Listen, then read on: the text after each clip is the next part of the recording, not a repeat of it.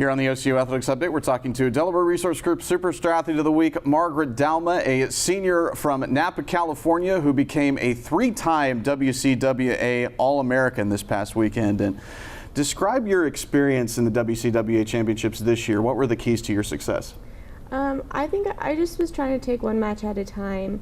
I really wanted an All-American and just get the All-American for the final WCWA tournament that I'd be competing in. So once I made it to the second day, it was just kind of more of like just trying to have fun and get as far as possible. But just taking one match at a time and just try not to look at the bracket too much was what I was trying to do. So. You were a finalist as a sophomore at the WCWA, and the team finished runner-up. What do you remember about that season?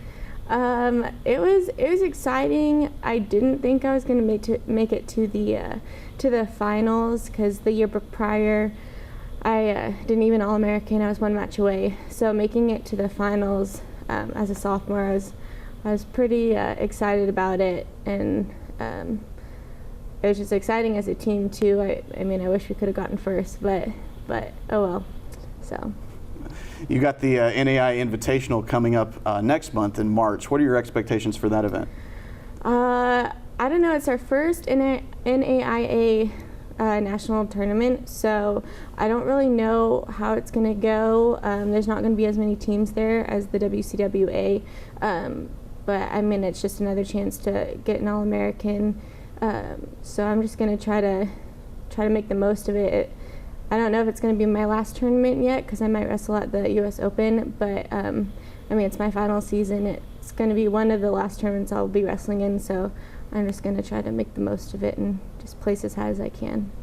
This is your final season of competition. You sat out last year. How did you spend last year kind of preparing for this season? So I tried to practice as much as possible. I was student teaching in the spring.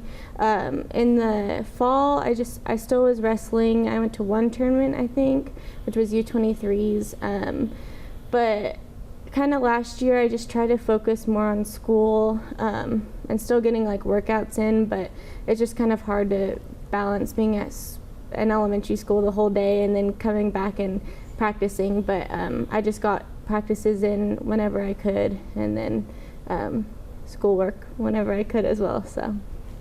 Your teammate Cassidy Jasperson also is a three-time All-American. What have you guys experienced as teammates during your college career? Well, so both of us have been here 5 years. She's also an elementary education major, so we have a lot in common. Definitely, I mean, there's always ups and downs with sports, but it's been nice to have her every single year, you know. We're seniors this year, captains, and it's just nice to have someone to, you know, fall back on if you need support. She's a great leader on the team, so it's been nice to have her since freshman year, you know, doing the same education, wrestling, everything. So it's been good, and I'm glad she got three-time All-American too, so right there with each other. What was it that brought you to OCU? Wrestling and education. I was looking at schools that had a great wrestling program because I knew I wanted to wrestle in college, and then I also, academics were a big thing. I didn't want to just wrestle in college and not focus on academics. So I knew going into college I wanted to be an education major, and OCU had a great education program. So with both wrestling and education, that's why I picked OCU. And I mean, I love that it's a small school and you know your teachers and you know your classmates, so it's kind of nice. So you talked about your experiences as an elementary education major. What inspired you to get into that field? So my mom is a kindergarten teacher, and she's been teaching for 20-something years. So I've always had like a passion for kids and trying to work with them wherever I could. And so just I've always known I wanted to work with kids, and being the daughter of a teacher, I've always been around schools and helping out in classrooms. So I think it just kind of was like an obvious thing to me, and I just always knew I kind of wanted to be a teacher. So. All right, that's Delaware Resource Group Superstar Athlete of the Week, Margaret Douma. You can follow the stars on OCUsports.com.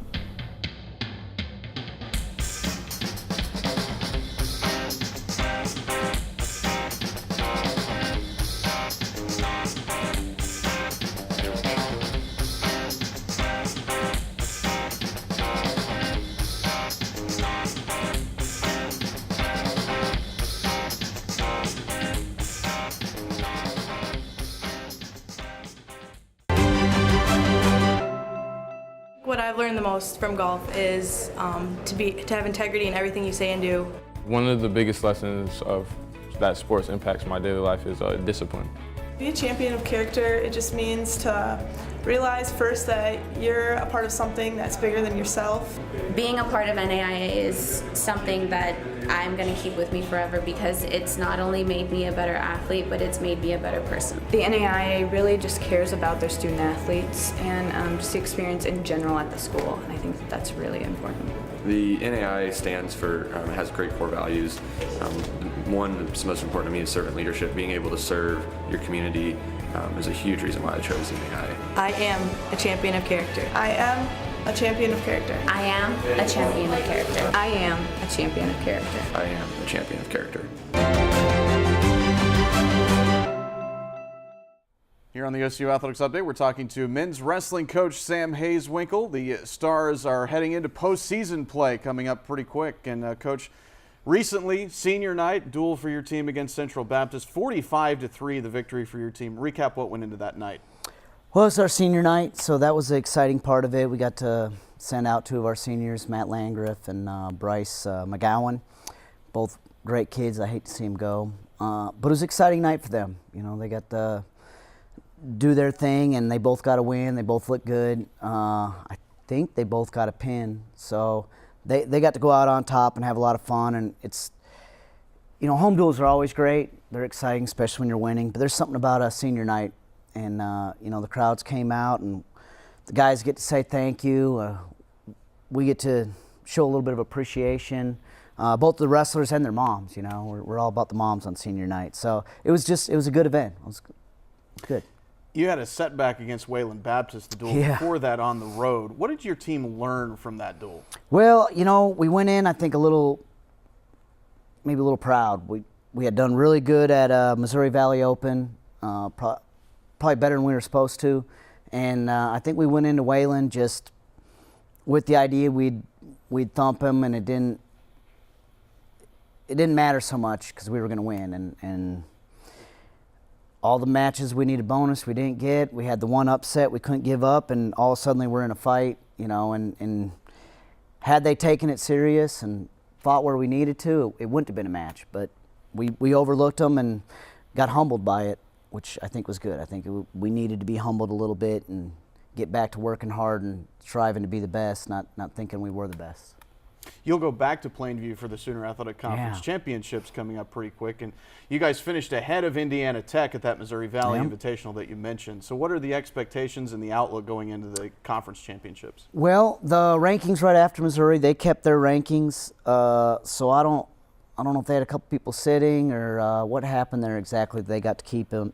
But I imagine it's with reason. I don't think that's a politically motivated or anything. I think they're probably number 2 for a reason, and we bumped up to number 9. So we're gonna have to come and battle.